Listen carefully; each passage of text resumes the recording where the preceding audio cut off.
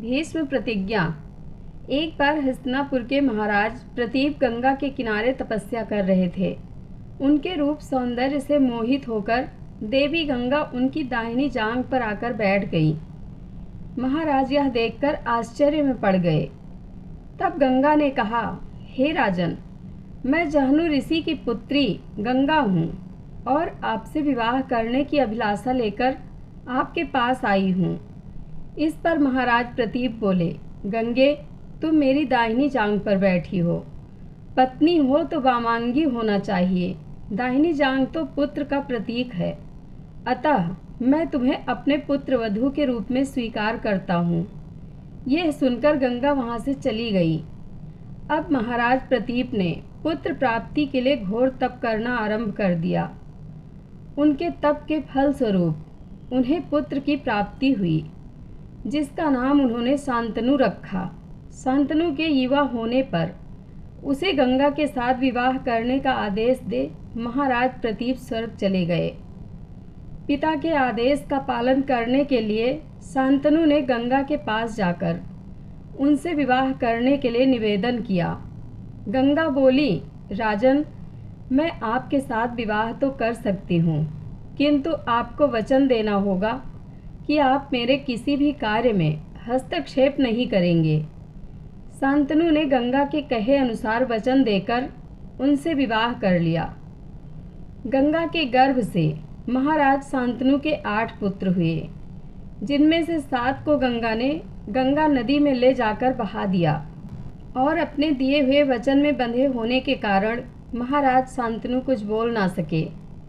जब गंगा का 8वां पुत्र हुआ और वह उसे भी नदी में बहाने के लिए ले जाने लगी, तो राजा शांतनु से रहा ना गया और वे बोले, गंगे, तुमने मेरे 7 पुत्रों को नदी में बहा दिया, किंतु अपनी प्रतिज्ञा के अनुसार मैंने कुछ न कहा।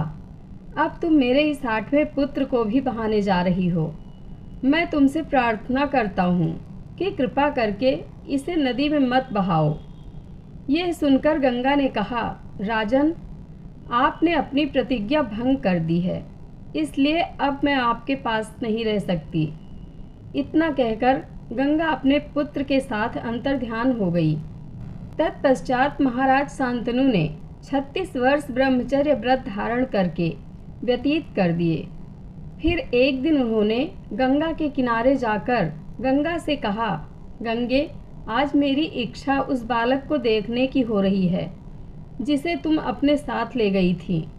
गंगा एक सुंदर स्त्री के रूप में उस बालक के साथ प्रकट हो गई और बोली, राजन, यह आपका पुत्र है तथा इसका नाम देवव्रत है।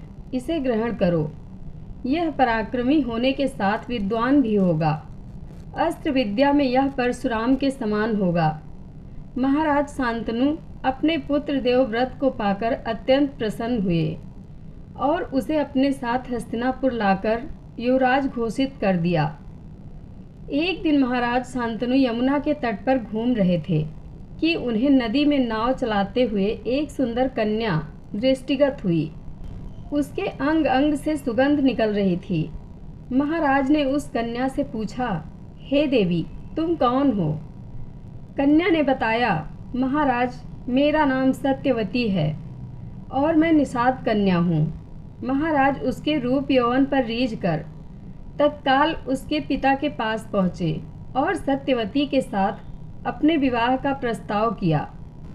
इस पर धीवर अर्थात निषाद बोला, राजन, मुझे अपनी कन्या का आपके साथ विवाह करने में कोई आपत्ति नहीं है, परंतु आपको मेरी कन्या के गर्भ से उत्पन्न पुत्र को ही अपने राज्य का उत्तराधिकारी बनाना होगा।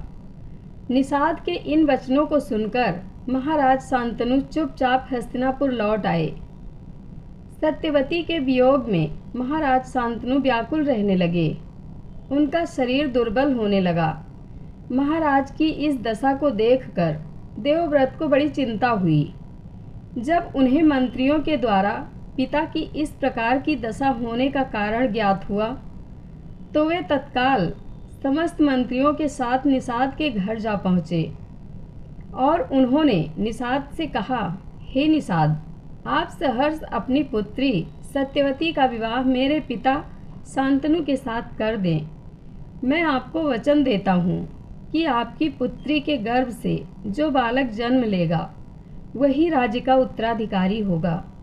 कालांतर में मेरी कोई संतान आपकी पुत्री के संतान का अधिकार छीन न पाए। इस कारण से मैं प्रतिज्ञा करता हूँ कि मैं अजन्म अविवाहित रहूँगा। उनकी इस प्रतिज्ञा को सुनकर निषाद ने हाथ जोड़कर कहा, हे देवव्रत, आपकी यह प्रतिज्ञा अभूतपूर्व है।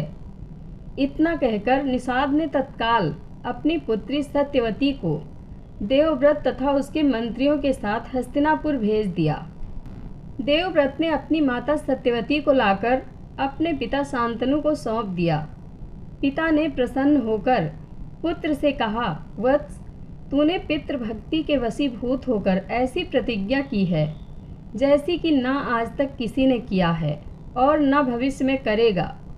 मैं तुझे वरदान देता हूँ कि तेरी मृत्यु तेरी इच्छा से ही होगी।